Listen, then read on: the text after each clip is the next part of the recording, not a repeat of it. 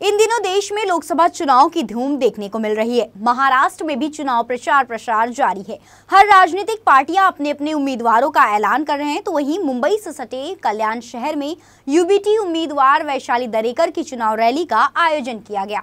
इस rally में UBT नेता आदित्य ठाकरे, शरद पवार की एनसीपी के नेता जितेंद्र आव्हाड भी पहुंचे। चुनावी रैली के दौरान आदित्य ठाकरे और जितेंद्र आव्हाड ने जमकर विपक्ष पर निशाना साधा। बता दें कि प्रधानमंत्री नरेंद्र मोदी ने सोमवार को पुणे में चुनावी सभा को संबोधित किया। इस दौरान पीएम मोदी ने बिना नाम लिए शरद पवार पर हमला बोला था। पीएम मोदी ने उन्हें भटकती आत्मा कहकर तंज भी कसा और कहा कि 45 साल पहले एक बड़े नेता ने अपनी महत्वाकांक्षा के लिए यह खेल शुरू किया था। तब से महाराष्ट्र अस्थिरता के दौर में चला गया है, जिसके बाद कई मुख्यमंत्री अपना कार्यकाल पूरा नहीं कर सके। एक भटकती आत्मा ने अपनी महत्वाकांक्षा के लिए खेल की शुरुआत की और तब से लगातार अस्थिरता लाने की कोशिश की जा रही है और अब उस व्यक्ति द्वारा देश को अस्थिर करने का काम किया जा रहा है। सुनिए आदित्य ठाकरे और जितेंद्र आव्हाड ने पीएम मोदी द्वारा दिए गए इस बयान को लेकर क्या कुछ कहा है। सर्वांना माहिती आहे, इथून एक साधारण नागरिक उमेदवार म्हणून आम्ही देत आहोत। दरेकर त्यांचं काम तर आपल्या सगळ्यांना आधीच माहिती आहे, पण आज आपण पाहतो इथे जनता सगळी रस्त्यावर आलेली आहे, कारण आम्हाला शिवसेना उद्धव बाळासाहेब ठाकरे पक्षाला आणि आमच्या उमेदवारांना पाठिंबा द्यायला आलेली आहे। एक लोक फोडण्याचा, पक्ष फोडण्याचा, परिवार फोडण्याचा आपण पाहताय महायुती किंवा भाजप आणि भाजपचे जे मित्रपक्ष आहेत एनडीए मध्ये जे आहेत ईडी, आयटी, सीबीआय यांचं काम सुरूच असतं, पण महाविकास आघाडी ही महाराष्ट्र हिताचं बोलत आलेली आहे आणि आम्ही हे महाराष्ट्र हिताचंच बोलत राहू। मला वाटतं त्यांच्याकडे जास्ती लक्ष नका देऊ, त्यांची लायकी तेवढीच आहे, त्यांना जास्ती आम्ही किंमत देत नाही। अनेकदा आम्ही घटनाबाह्य मुख्यमंत्र्यांना चॅलेंज केलं होतं की माझ्यासमोर एकट्याने येऊन किंवा पूर्ण खातं घेऊन बसावं आणि महाराष्ट्रातून उद्योग गुजरातला का पाठवलेत, महाराष्ट्राचा विकास 2 वर्ष का अडलेला आहे, कृषी क्षेत्रात आपण का मागे पडत चाललो, त्याच्यावर एकट्याने किंवा पूर्ण खात्याने येऊन डिबेट करावं, पण त्यांच्यात ती हिंमत नाही आहे। मग इकडून तिकडून थोडे चिंधीचोर पाठवत असतात बोलायला आमच्यावर। मला वाटतं हे महत्त्वाचं आहे। आपण पाहत असाल आता धार्मिक याच्यावर भाजप बोलायला लागलेली आहे।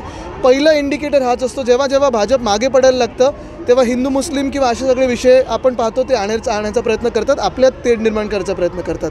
मग ते जिल्ह्यात असो, धर्मात असो, जातीमध्ये असो, महाराष्ट्र म्हणून आम्ही एकत्र आहोत सगळे आणि महाराष्ट्र हिताचंच बोलत राहू। कारण आज जर महाराष्ट्र हिताचं बोललो नाही तर भाजप आमच्या महाराष्ट्राचं मंत्रालय देखील सुरतला नेऊन ठेवेल। बरोबर आहे, पण भाजप त्यांचा प्रचार करून गेले, त्यांचे सर्वोच्च नेते त्यांचा प्रचार करून गेलेत आणि निवडणूक आयोग त्यांची निवडणूक बाद करणार आहे की नाही ह्याच्यावर प्रश्न। निवडणूक आयोग सगळीकडेच डोळे बंद करून चालतं का? अशा भयानक जिथे प्रकार होतात तिथे पण निवडणूक आयोग गप्प बसणार आहे का? देशात निवडणूक आयोग आहे की नाही हा प्रश्न आहे आणि भाजप कारवाई करणार की नाही।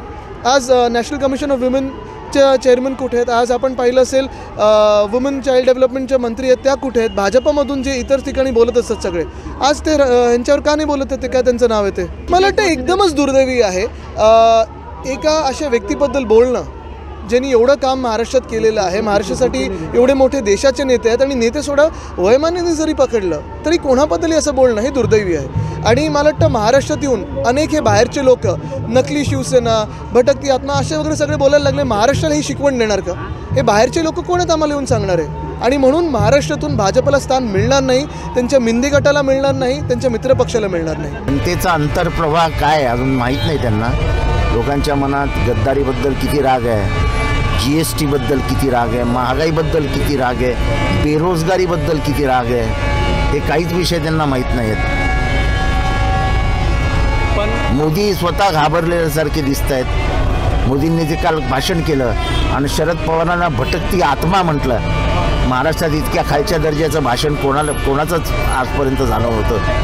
म्हणजे एखाद्याचा मृत्यू झाल्यानंतर भटकती आत्मा म्हणतात, ते उपरोधिक असतं।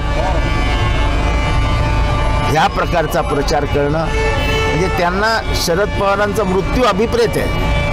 एकीकडे अजित पवार म्हणतात की शरद पवारांची शेवटची सभा कधी होणार आणि दुसरीकडे मोदी म्हणतात की हे भटकती आत्माने महाराष्ट्राचं वाटोळं केलं। ही भटकती आत्माची ताकद काय आता त्यांना कळेल। हे असा घाणेरडा प्रकार आणि प्रचार महाराष्ट्राने कधी अनुभवलेला नाही। सभा सगळीकडे होतील ना, त्याच्यात काय आता शरद पवार पण मिळणार आहेत, कल्याणमध्ये सभा केला, सगळ्यांची नाराजगी दूर करू, काय प्रॉब्लेम?